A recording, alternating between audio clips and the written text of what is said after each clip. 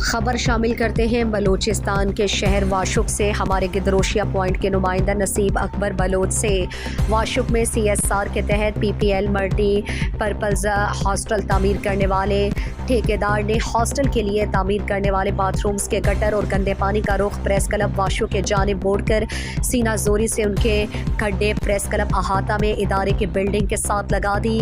جس سے ادارے کے کمرے میں بدبو اور تعفن پھیلنے لگی، جبکہ ٹھیکیدار نے اپنی رقم کو بچت کرنے کے لیے گزشتہ 1 سال سے پریس کلب کے بجلی لائن سے اپنے تعمیراتی کام پر چوری چھپکے لگا دی ہے۔ 3 مرتبہ مقامی صحافیوں کی جانب سے چوری بجلی کی لائن دور کرنے کے باوجود ٹھیکیدار نے بزور طاقت بجلی دوبارہ لگا دی ہے، جبکہ اس ضمن میں ضلع انتظامیہ کو آگاہ کیا گیا ہے، مگر تاحال ٹھیکیدار کی جانب سے گندے پانی کے گٹر کا لائن پریس کلب واشک کے احاطے میں کانفرنس روم کے ساتھ لگانے کا کام ہونے کے باوجود صحافیوں کی کوئی سنوائی نہیں ہو رہی ہے اور ٹھیکیدار بزور طاقت اور سینہ زوری پریس کلب جیسے ادارے میں تعفن پھیلانے کے کام کو مکمل کر کے رکھنے میں مصروف عمل ہیں۔ واشک پریس کلب کے ممبران نے چیف سیکرٹری بلوچستان سمیت کمشنر رخشان ڈویژن طارق رحمان بلوچ اور ڈپٹی کمشنر واشک منیر احمد کاکڑ سے فوری نوٹس لینے کا مطالبہ کیا ہے۔ وہ ٹھیکیدار کو PPL ہاسٹل کے گٹر لائن اور کھڈوں کو پریس کلب کی جانب کام کو فوری مسمار کر دی جائے، بصورت احتجاج کریں گے۔